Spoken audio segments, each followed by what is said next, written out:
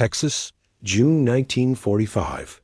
Dawn broke over Camp Florence, painting the wooden barracks gold and pink, while the smell of frying bacon drifted across wire fences and guard towers. 12 German women stood outside the mess hall, silent, barefoot on dirt still cool from night. They wore prison uniforms, gray cotton dresses that hung shapeless on frames, carved thin by years of rationing. The youngest was 19, the oldest 43. They had expected prison rations, maybe gruel, perhaps stale bread. What they got was a breakfast that would shatter every propaganda lie they'd ever believed. The women had arrived 3 days earlier, transported from the East Coast in railway cars marked for prisoner transfer. The journey took 5 days of uncertainty, of whispered conversations in German, of fear mixing with exhaustion, until neither emotion had meaning anymore. Elsa Hoffman sat near the window, watching America pass by in fragments.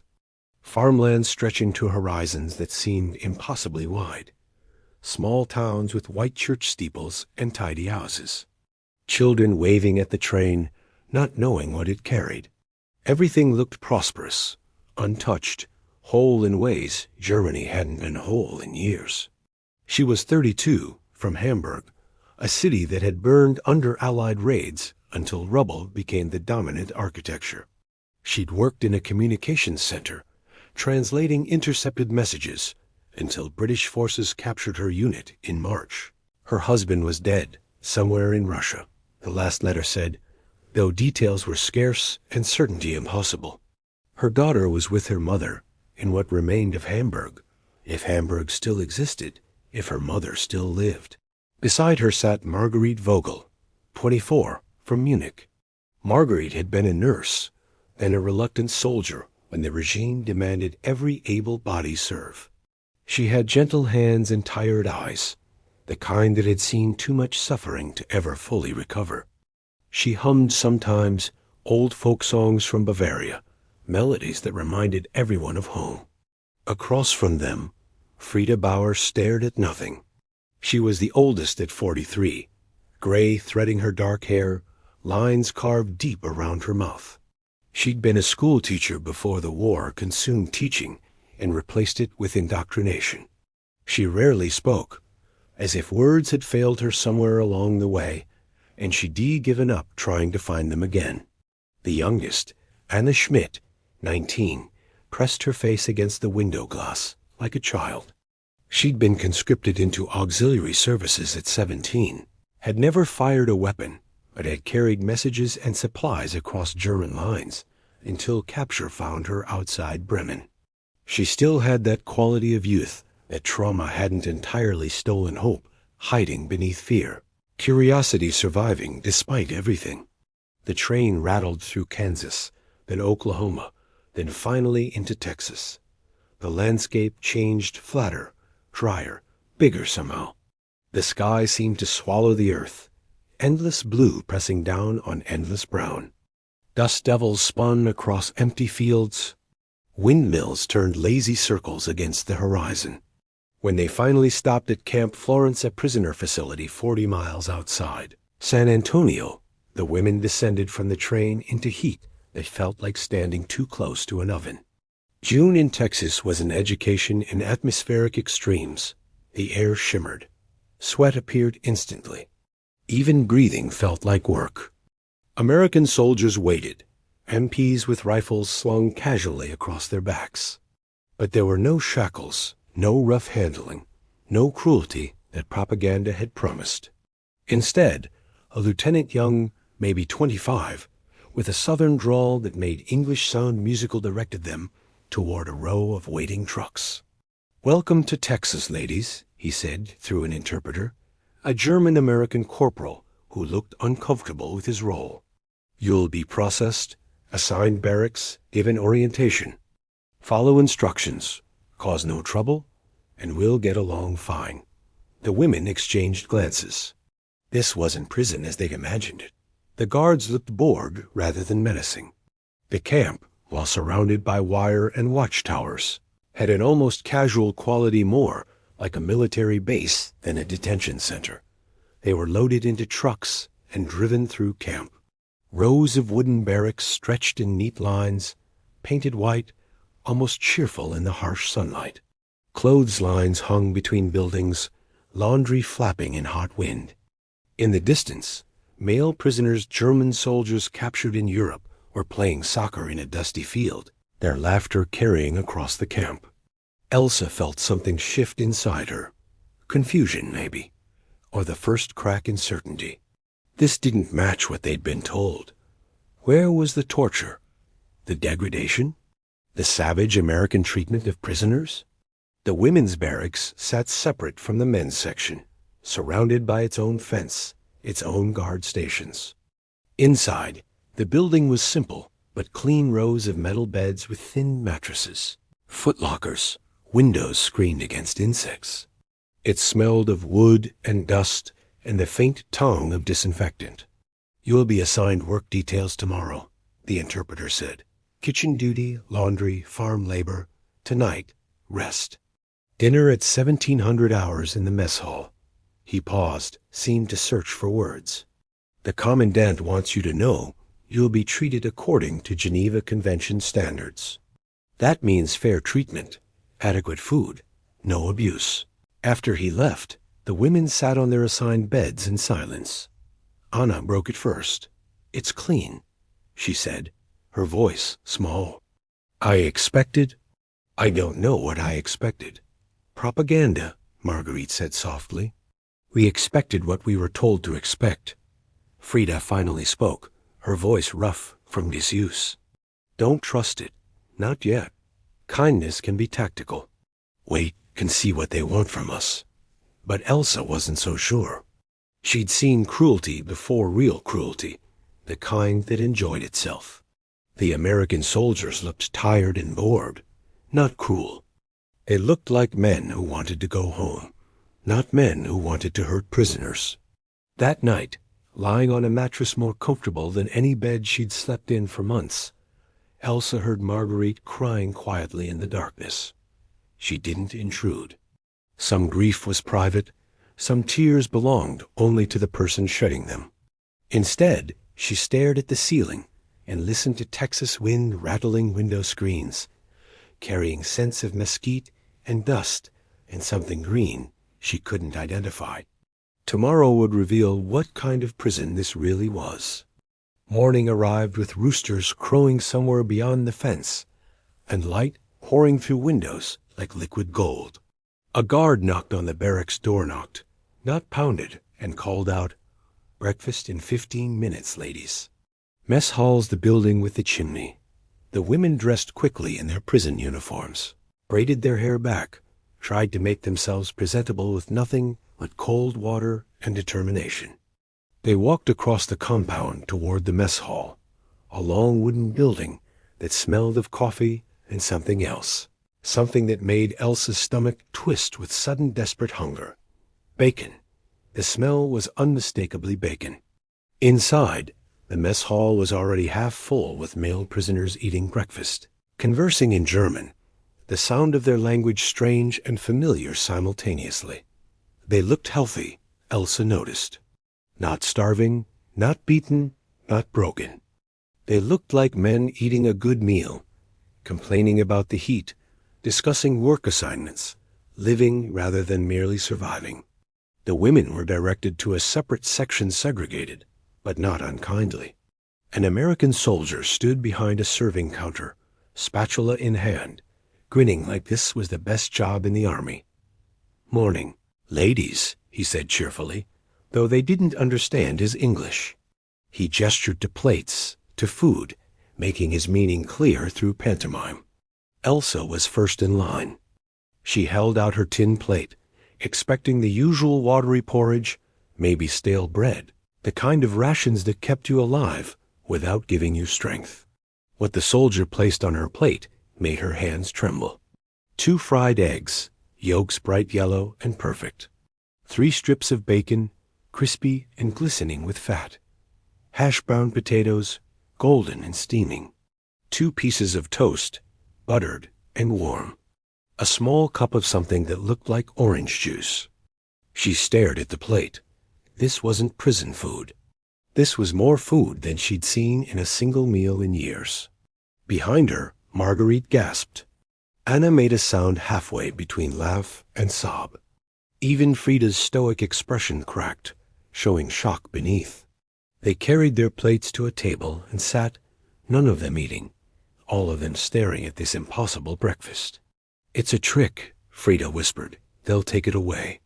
Or it's poisoned. Or, look at them." Elsa nodded toward the male prisoners, who were eating identical meals without hesitation or fear. If it was poison, they'd all be dead. Anna picked up a piece of bacon with her fingers, held it like something sacred. She took a small bite, chewed slowly, and tears started rolling down her face. Not sad tears, something else entirely. The taste of fat and salt and abundance after years of nothing. The physical proof that hunger could end, that empty stomachs could be filled, that deprivation wasn't permanent. "It's real," Anna whispered. "It's actual bacon." One by one, they began eating. Slowly at first, cautiously, waiting for the trap to spring. But no trap came. The food was real.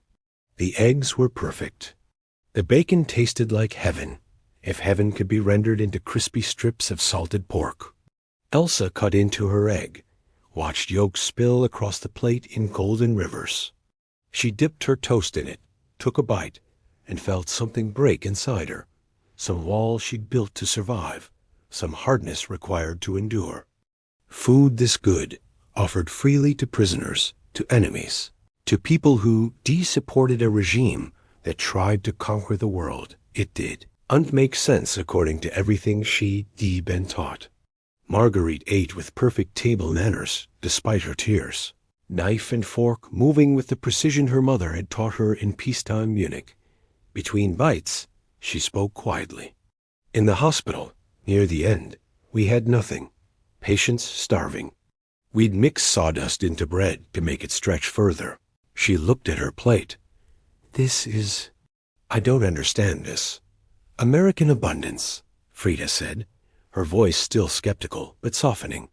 "They have so much, they can afford generosity." Aina said, "Maybe propaganda lied about more than we realized." The mess hall soldier came by their table, coffee pot in hand. He poured coffee into their cups, real coffee, dark and fragrant, not the ersatz chicory blend they choked down in Germany. He smiled at them, said something in English that sounded friendly despite its incomprehensibility, and moved on to the next table. Elsa wrapped her hands around the coffee cup, felt warmth seep into her palms. She'd expected hatred from Americans, expected revenge for the war, for the bombing, for everything Germany had done.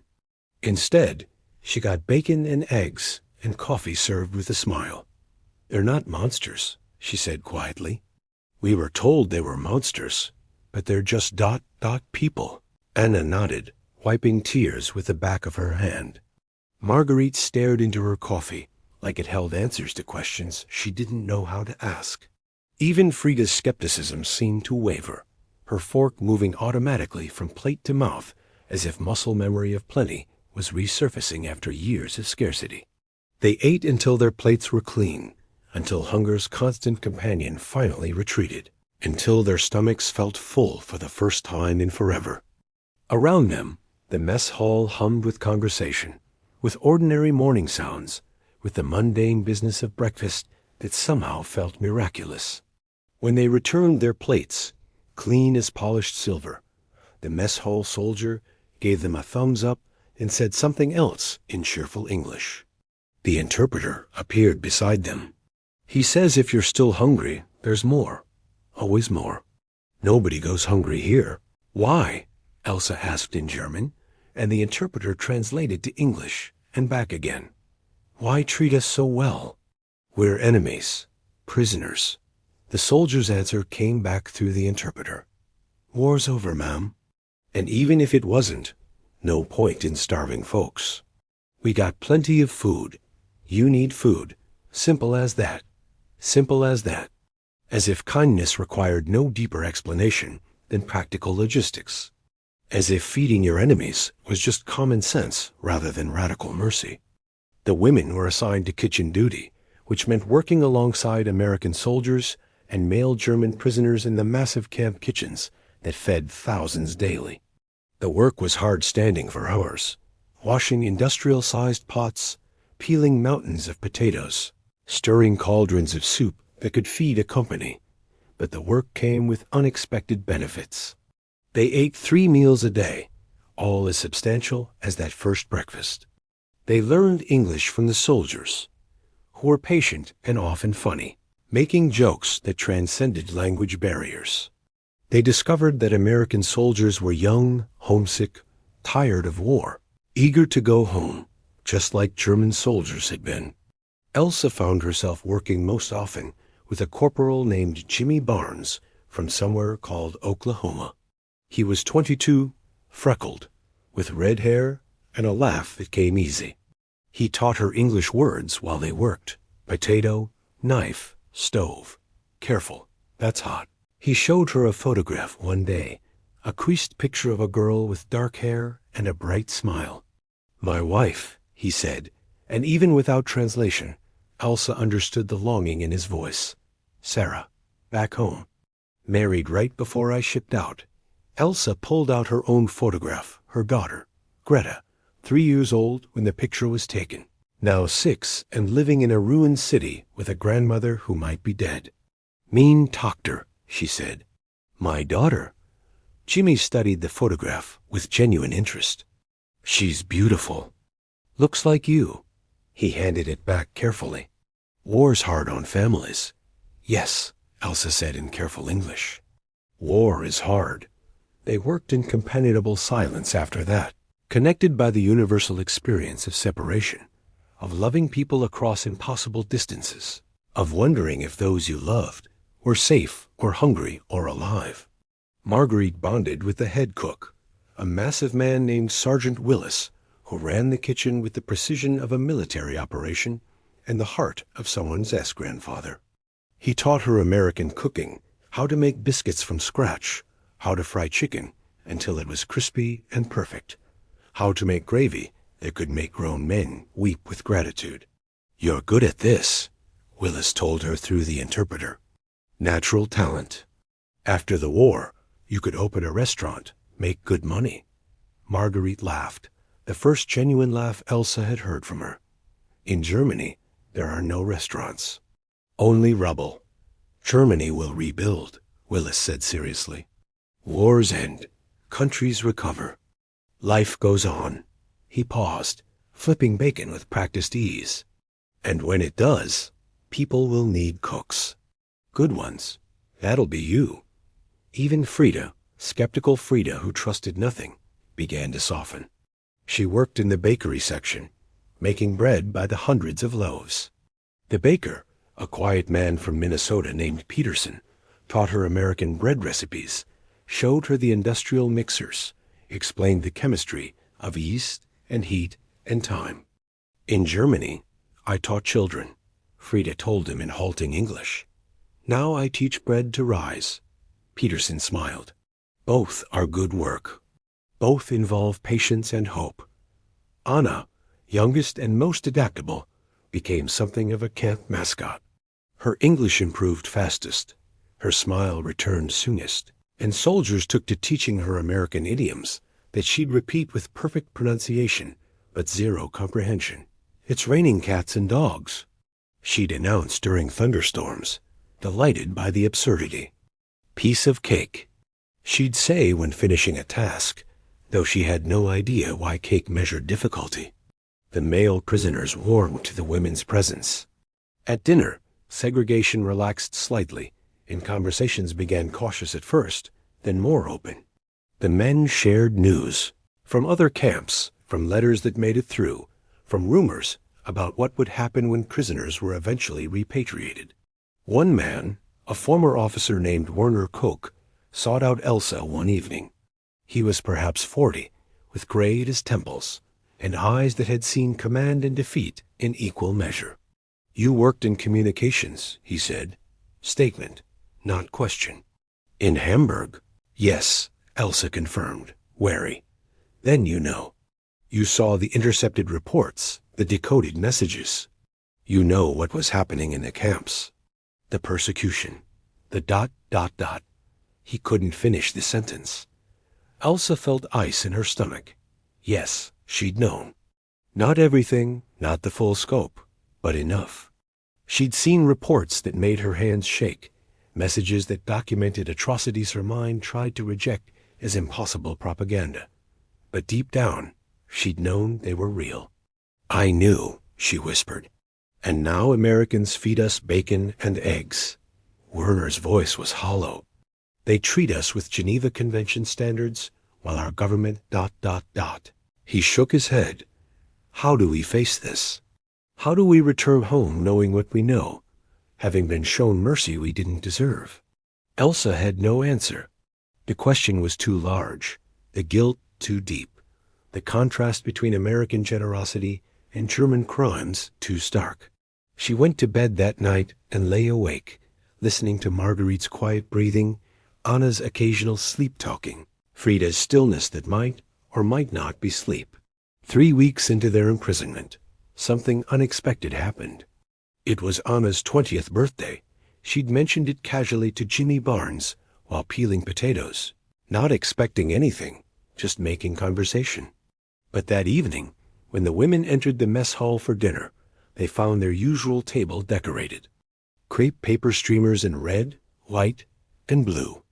A cake in actual cake with white frosting and candles. A sign in careful German. Happy birthday, Anna. Anna stopped walking. Her hand went to her mouth.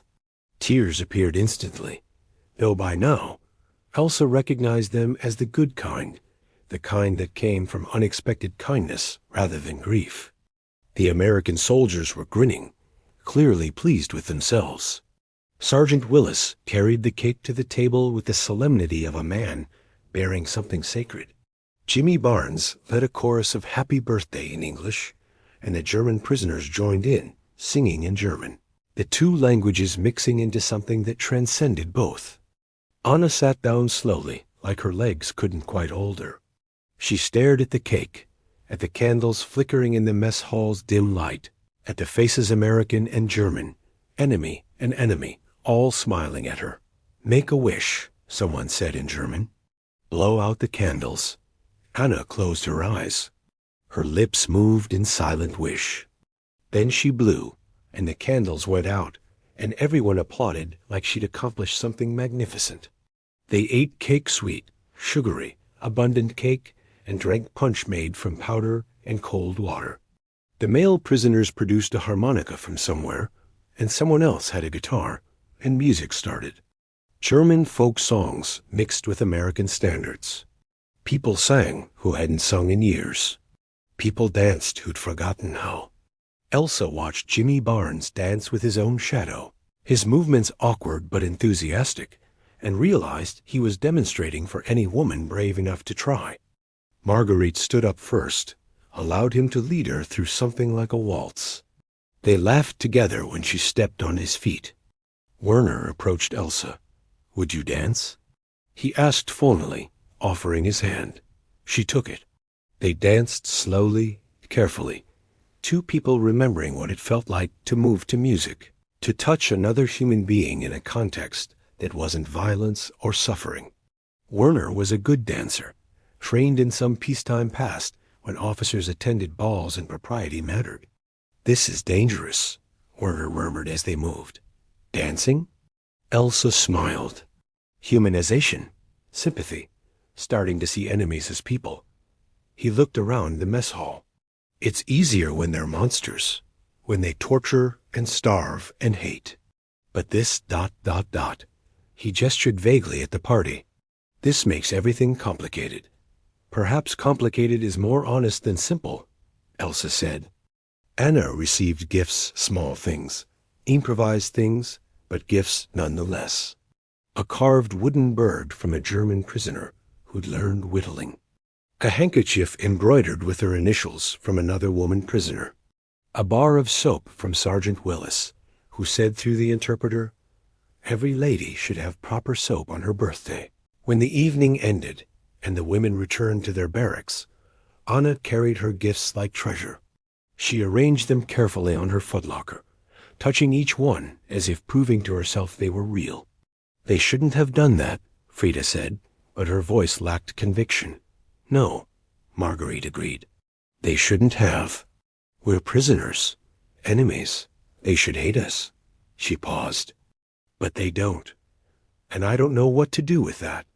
Elsa lay in bed that night thinking about complicated things. About how propaganda simplified the world into good and evil, friend and enemy, us and them. About how reality resisted such simplifications. About how bacon and eggs and birthday cake could undermine ideology more effectively than any counter-propaganda campaign. About how hard it was to hate people who fed you, celebrated with you, treated you with dignity you didn't deserve. In July, the camp administration announced that prisoners could send letters home brief, censored letters, but communication nonetheless.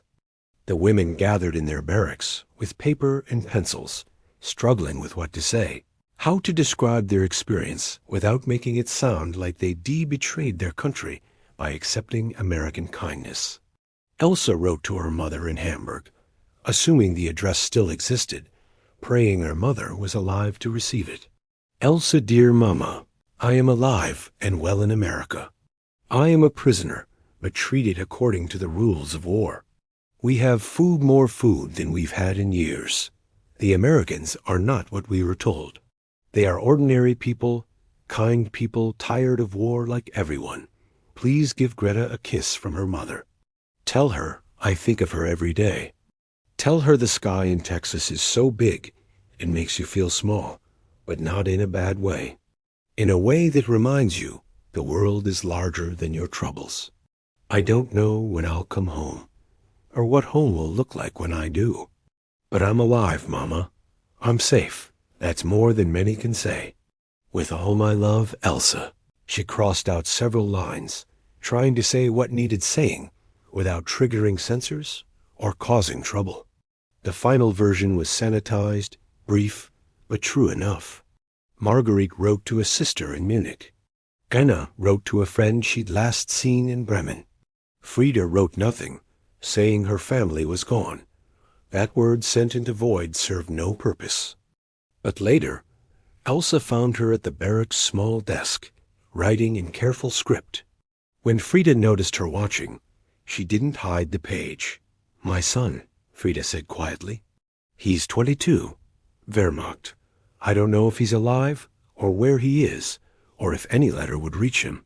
She folded the paper carefully. But I'm writing anyway, telling him about America, about how wrong we were, about how the enemy showed us mercy we didn't deserve.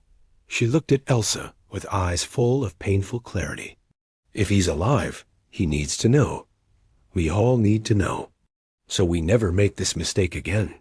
The letters were collected, censored, mailed into an uncertain world where addresses might no longer exist and recipients might be dead or displaced. But the act of writing them mattered. It was an acknowledgement that life beyond the camp continued, that families waited, that someday this interlude of imprisonment would end. Weeks later, some letters received responses. Elsa got one from her mother brief, censored, but confirming that both she and Greta were alive, living in the ruins, surviving. Reading those few lines, Elsa cried hard enough that Marguerite held her, both women weeping for different reasons that were also the same reason relief and grief, mixed so thoroughly that separating them was impossible. By August, the women were so integrated into camp operations that they were given additional responsibilities. The camp expanded its agricultural program, and prisoners male and female were allowed to work on nearby farms, supervised but treated as laborers rather than threats. Elsa found herself assigned to a ranch 10 miles from camp, along with Marguerite and 6 male prisoners. The rancher was a man named Thomas Garrett, 60-something, weathered by sun and wind until he looked like he'd been carved from the landscape itself. He spoke no German. They spoke limited English. Communication happened through gesture and demonstration, and the universal language of work. Garrett treated them like farmhands. He showed them how to mend fences, how to feed cattle, how to operate equipment that seemed impossibly advanced compared to Germany's depleted agriculture. He worked alongside them, not above them, his hands just as dirty, his sweat just as plentiful. At midday, his wife Dorothy, round and kind, with gray hair pinned up, brought lunch to the fields.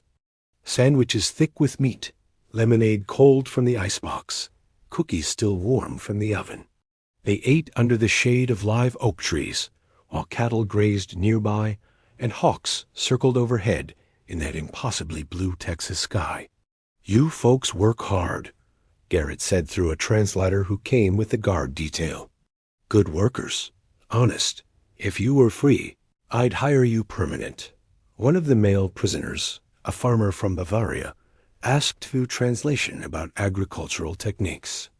Garrett launched into an enthusiastic explanation of crop rotation, soil conservation, water management. The German farmer listened with hungry attention, asking questions, absorbing information that could rebuild German agriculture after the war. Dorothy brought them cold water throughout the afternoon, clucking over them like mother hens over chicks. She seemed uninterested in their nationality, concerned only with their hydration and well-being. "Poor dears," she said to the guard in English. "So young to have seen such terrible things." At day's end, as they loaded into the truck to return to camp, Garrett handed each of them a small paper bag. Inside apples, fresh from his orchard. Red and perfect, crisp and sweet, more precious than gold. "Tell them," Garrett said to the translator, "that good people exist everywhere. That war makes enemies out of folks who'd be friends in better circumstances. Tell them to remember that when they go home. Tell them to build instead of destroy." Elsa held her apple all the way back to camp, not eating it, just feeling its weight in her palm. Evidence of generosity. Proof that kindness transcended borders and wars and all the divisions that made people kill each other. September brought cooler weather and news that Germany was in ruins, that the regime had fallen completely, that the full scope of what had been done in Germany as name was emerging in trials and reports and photographs that made denial impossible. The prisoners learned about the camps, not prison camps, but the other ones, the unthinkable ones. Some had known. Most had suspected. All were forced to confront it now. The camp commander arranged a mandatory meeting. He showed them photographs, not the worst ones, but terrible enough. He read testimony from survivors, delivered in flat English that the interpreter translated into German that sounded even flatter, as if language itself couldn't bear the weight of such horror. The women sat in silence, faces white, hands clenched. When it ended, they returned to their barracks and didn't speak. What could be said?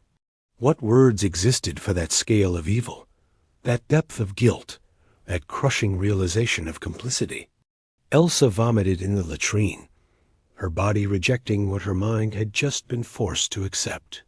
She'd known peripherally, through intercepted messages, but knowing abstractly and seeing concrete evidence were different things entirely. Marguerite sat on her bed, rocking slightly, humming that Bavarian folk song that had become her refuge. Anna curled into a ball, silent tears soaking her pillow. Frida stared at the ceiling, her expression suggesting she'd passed beyond tears into some territory where grief became stone. The next morning, facing the Americans in the kitchen felt impossible. How do you accept kindness from people your country tried to exterminate? How do you eat bacon and eggs knowing what you now knew? But the Americans acted no differently. Jimmy Barnes still smiled, still taught Elsa new English words, still showed her the latest letter from Sarah. Sergeant Willis still cooked with cheerful competence, still treated them with the same steady kindness he always had. It was Werner who finally articulated what many felt. He found Elsa during lunch, his face gaunt with sleeplessness. "They know what we know now," he said. "They've always known, and still they fed us. Still they treated us with dignity." Do you understand what that means? Elsa did understand. It meant that Americans had chosen mercy over revenge, had chosen to see individuals rather than collective guilt, had chosen to follow rules of conduct even when their enemies had abandoned all rules. It means, Elsa said slowly, that they're better than we were, that they're better than we deserved. October brought the first real cold, which in Texas meant temperatures that would be summer in Germany, but felt like winter after months of heat. The women were issued jackets surplus army issue, too large, but warm. Something had shifted in the camp. The knowledge of what had been done in Germany's name hung heavy, but life continued. Work continued, meals continued.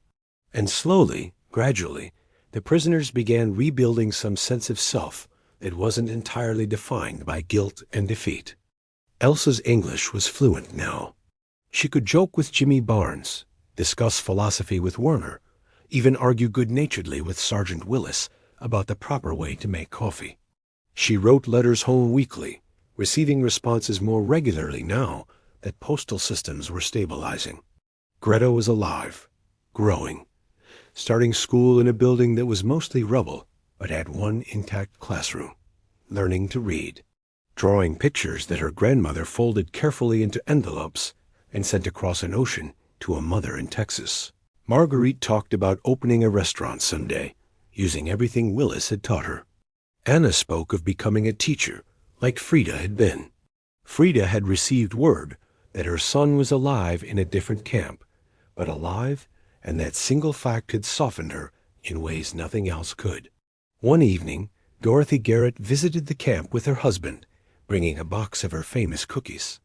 She found Elsa in the mess hall, and through the interpreter, invited the women to Thanksgiving dinner at the ranch. "We can't come," Elsa said. "We're prisoners." "Already cleared it with the commander," Dorothy replied. "Thanksgiving's about gratitude." Seemed right to include folks who've had a hard year. Thanksgiving Day arrived cold and clear. The women were transported to the Garrett Ranch, where Dorothy had cooked a feast that seemed impossible in its abundance. Turkey and ham, mashed potatoes and gravy, green beans and cornbread, pies pumpkin and pecan and apple.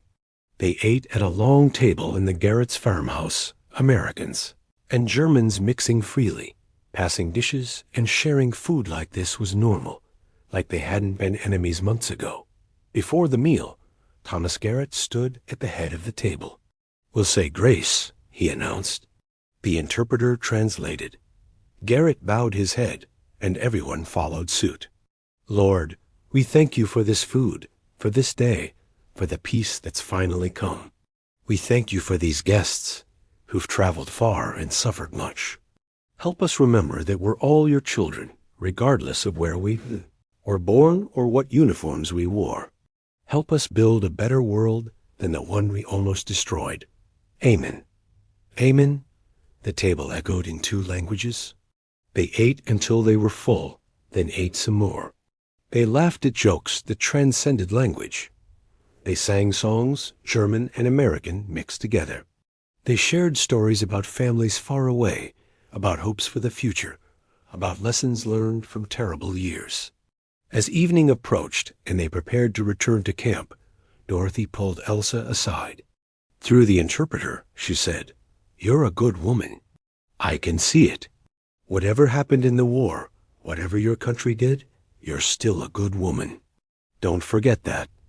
Elsa couldn't speak around the lump in her throat, so she just hugged. Dorothy hugged this American farm wife, who'd shown her kindness without expectation of return, who treated an enemy with grace that transcended politics and history.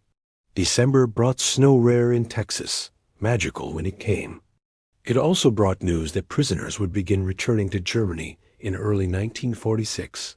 Ships were being arranged. Processing centers established.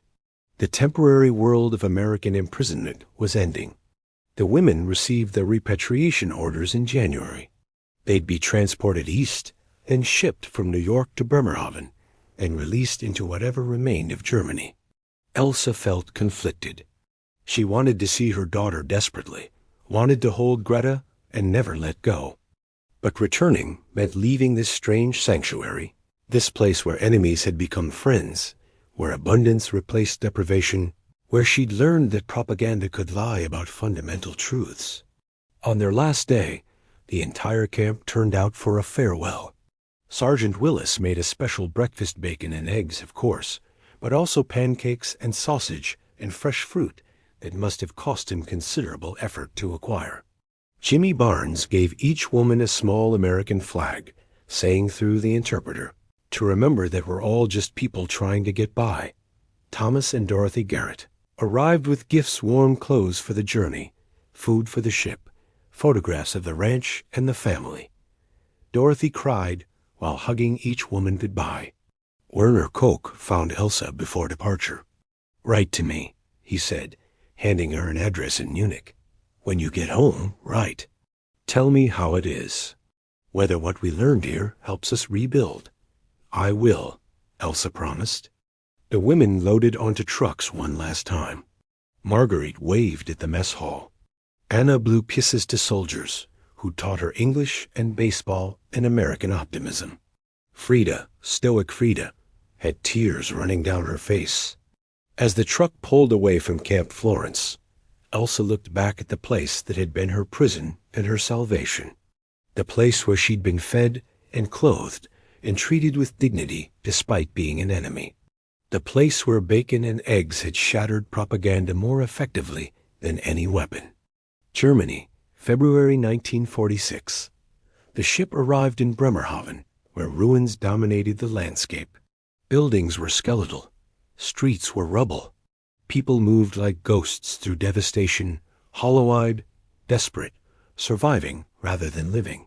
Elsa traveled to Hamburg by train, a journey that took 3 times as long as it should have, because infrastructure was destroyed, because everything was broken, because winning the war had meant destroying everything. Hamburg was worse than she'd imagined. Her neighborhood was gone, literally gone, reduced to bricks and ash. But miraculously, the building where her mother had taken refuge stood partially intact. She found them in a basement room. Her mother, aged a decade and 3 years, and Greta, now 6, thin but alive, with Elsa's eyes and her father's chin. Greta didn't recognize her at first. 3 years was forever to a child. But Elsa knelt down, pulled out the latest drawing.